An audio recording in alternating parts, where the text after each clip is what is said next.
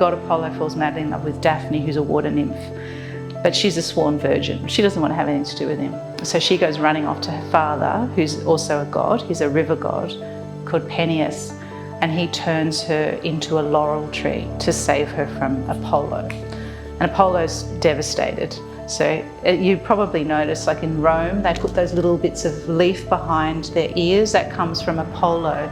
So he was so upset not to be able to have Daphne that he broke off a bit of the tree that she turned into and he tucked it behind his ear. And then the Romans do that, they did that in ancient Rome as a symbol in honouring of the god Apollo.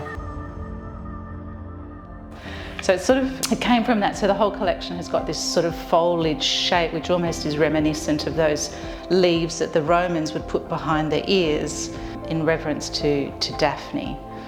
Yeah, so it came from that. But there was sort of, as I worked on the collection, it was like lessons were coming through for me. And you know, in the first instance, it's like, I've got to let Daphne go. I've got to get her out of this tree. She's stuck in this tree. But then I realised that was actually me.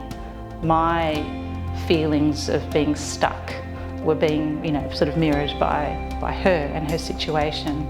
So then I realised there's a lot more lesson to learn from this myth. So then I started really delving into what are the lessons that go with this myth and with this collection.